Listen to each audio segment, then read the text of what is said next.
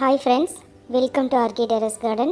இன்றைக்கி வந்து நர்சரியிலேருந்து வாங்கிட்டு வந்த ரோஸ் அதை வந்து ரீபாட் பண்ணுறது அப்படிங்கிறத நம்ம பார்க்கலாங்க. இந்த ரோஸை தான் இப்போ நம்ம ரீபாட் பண்ண போகிறோம். நர்சரியிலேருந்து வாங்கிட்டு வரும்போது ரொம்ப அழகாக பூத்துருந்துச்சு. இப்போ அதையெல்லாம் நான் ட்ரிம் பண்ணி விடவும் பாருங்கள், நிறைய புது தளிர்கள் வந்து க்ரோத் ஆகிட்டுருக்கு. இனி வந்து நான் இந்த தொட்டியில் வச்சுருக்கிறது வந்து சரியில்லை, அதை வந்து நான் கண்டிப்பாக பெரிய தொட்டிக்கு மாற்றியே ஆகணும். பாருங்கள், நல்லா செடி வளர்ந்துட்டு வருது. இது வந்து 150 அப்படிங்கிற ரேட்டில் வந்து நான் வாங்கிட்டு வந்தேன். நம்மளுக்கு பேஸ்மெண்ட் அப்படிங்கிறது பார்த்திங்கன்னா மண்கலவை தான். மண்கலவை கரெக்டாக இருந்தால் தான் நம்மளுக்கு பூக்கள் வந்து நிறைய பூக்கும் செடி. அதுக்கப்புறம் நம்ம ஃபெர்டிலைசர்ஸ் வந்து யூஸ் பண்ணலாம். ஆனால் பேஸ்மெண்ட் வந்து கண்டிப்பாக இந்த மண்கலவை தாங்க. வாங்க அது சரியான முறையில் எப்படி நம்ம ரெடி பண்ணலாம் அப்படிங்கிறத பார்க்கலாம். இப்போ வந்து நான் இதுக்கு 12x12 அப்படிங்கிற க்ரோ பேக் வந்து நான் செலக்ட் பண்ணியிருக்கேங்க. ஏன்னா அந்த தொட்டியிலேருந்து இது வந்து நல்ல பெரிய சைஸாகவே இருக்குது. நம்ம அடிக்கடி வந்து ரோஸ் செடியை மாற்றிட்டுருக்க முடியாது. அதனால கொஞ்சம் பெரிய தொட்டியாகவே நான் செலக்ட் பண்ணியிருக்கேன். இப்போ வந்து நம்ம 1:1:1 அப்படிங்கிற ரேஷியோவில் வந்து நம்ம சரியான மண்கலவை ரெடி பண்ணணும். அப்படின்னு சொன்னால் என்னன்னு பார்த்தீங்கன்னா, ஒரு பங்கு மண், தோட்டத்து மண், செம்மண், உங்கள்கிட்ட எந்த மண் இருக்கோ அது வந்து ஒரு பங்கு. இன்னொரு பங்கு வந்து அதே அளவு கொக்கோபீட் உங்களுக்கு கிடைக்கல அப்படின்னா ஆற்று மணல் கூட யூஸ் பண்ணலாங்க. ஏன்னா மண் வந்து கண்டிப்பாக லூஸாக இருக்கணும்.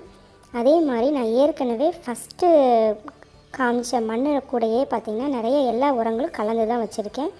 அதனால இதில் நான் வந்து 3/4 பங்கு இது ஃபுல்லாகவே வந்து கவுடங் மேனுவருங்க. இது 3ஐயும் சரியான அளவில் நம்ம கலந்து வைக்கணும்.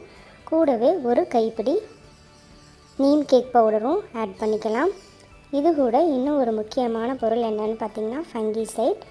இது வந்து ஸ்டஃப்னு சொல்லக்கூடிய ஃபங்கிசைட் வந்து இப்போ நான் யூஸ் பண்ணுறேன்.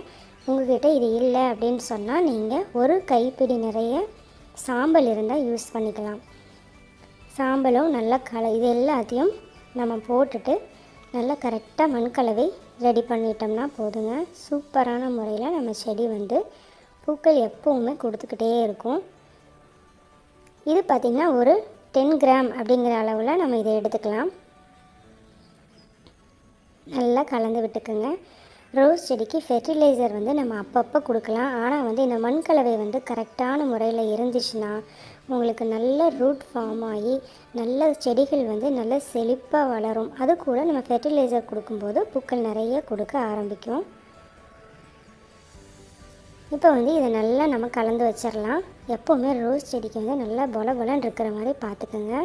இதை கலக்கும்போது ஒரு 2 மாதம் வந்து நம்ம எந்த கம்போஸ்ட்டும் கொடுக்க தேவையில்லைங்க. ஏன்னா நம்ம அந்தளவுக்கு இதில் கொடுத்துருக்கோம். அதனால் இந்த கம்போஸ்ட் 2 மாதத்துக்கு இது தாராளமாக போதும். வேணால் நீங்கள் லிக்விட் ஃபெர்டிலைசர் வேணால் கொடுக்கலாம். இதுக்கு வந்து நான் எடுத்துருக்க கொக்கோபீட் பார்த்திங்கன்னா நல்லா ஊற வச்சு நல்லாவே ட்ரை பண்ணி எந்த ஈரமும் இல்லாத கொக்கோபீட் தாங்க இது. நீங்கள் அடிக்கடி கொக்கோபீட் வந்து நீங்கள் ஃப்ரெஷ்ஷாக நீங்கள் செய்கிறத விட இந்த மாதிரி கொஞ்சம் லாட்டாக எடுத்து நீங்கள் பண்ணி வச்சிட்டிங்கன்னா அப்பப்போ நம்ம ஈஸியாகவே நம்ம எடுத்து யூஸ் பண்ணிக்கலாம். இதில் வந்து கவுடங் மேனுவர் ஒரு பக்கம் நின்னாலோ இல்லை வந்து ஃபங்கிசைட் பவுடர் நின்னாலோ இல்லை நீம் கேக் பவுடர் நின்னாலோ அது வந்து கொஞ்சம் நம்ம செடிக்கு டேஞ்சர் தான். அதனால் எல்லாத்தையுமே நல்லா கலக்கி விட்டுருங்க. கலக்கி விட்டுட்டு நம்ம இந்த க்ரோ பேக்கில் ட்ரான்ஸ்ஃபர் பண்ணிடலாம்.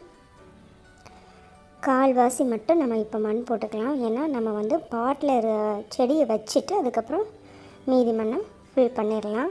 இதில் வந்து வேர் டேமேஜ் ஆகாத அளவுக்கு வந்து நம்ம கரெக்டாக வந்து நம்ம தோண்டி விடலாம். உங்கள்கிட்ட எந்த ஷார்ப் திங்ஸ் இருந்துச்சுனாலும் இந்த கார்னரில் மட்டும் நீங்கள் மெதுவாக நகர்த்தி விட்டிங்கன்னா போதுங்க. அருமையாக வந்துடும். அது அப்படியே கலண்டு அழகாக வந்துடும். ஃபஸ்ட்டு வந்து நீங்கள் கொஞ்சம் தண்ணி ஊற்றி வச்சுருங்க மறக்காமல்.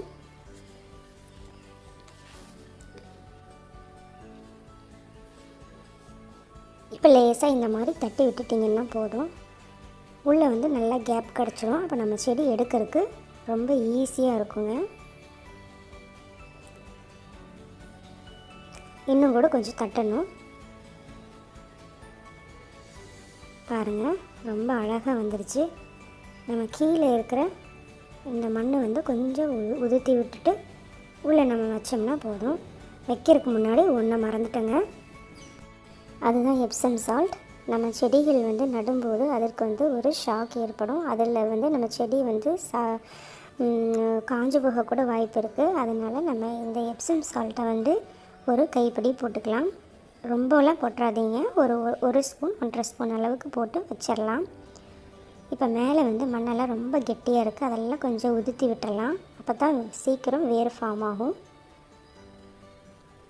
உள்ளே நல்லா இறக்கி வச்சுருங்க. எந்த வேறு தெரியாத அளவுக்கு நம்ம மண்ணை போட்டு மூடிடலாம். இன்னும் பார்த்திங்கன்னா நம்ம சேனலில் ரோஸ் செடி எப்படி எப்போவுமே பூக்கிறதுக்கு, ரோஸ் கேர் டிப்ஸ், அப்புறம் லீஃப் கேர்ள் ப்ராப்ளம், இந்த மாதிரி நிறைய ரோஸ் சம்மந்தப்பட்ட எல்லா வீடியோஸும் நம்ம சேனலில் இருக்குது. நீங்கள் கண்டிப்பாக போய் செக் பண்ணி பாருங்கள். அவ்வளோதாங்க, நம்ம தண்ணி விட்டுறலாம். இது வந்து ஒரு 2 டேஸ் வந்து நம்ம ரொம்ப சன்லைட்டில் வைக்காமல் கொஞ்சம் ஷேட்நெட்டில் வைக்கலாம். அப்புறம் உயிர் பிடிச்சிடும். அப்புறம் தாராளமாக எடுத்து வச்சிடலாங்க. இந்த வீடியோ உங்களுக்கு கண்டிப்பாக பயனுள்ளதாக இருந்திருக்கும்னு நினைக்கிறேன். இந்த வீடியோ பிடிச்சிருந்துச்சுன்னா கண்டிப்பாக ஒரு லைக் பண்ணுங்கள். மறக்காமல் நம்ம சேனலை சப்ஸ்கிரைப் பண்ணுங்கள். தேங்க்ஸ் ஃபார் வாட்சிங்.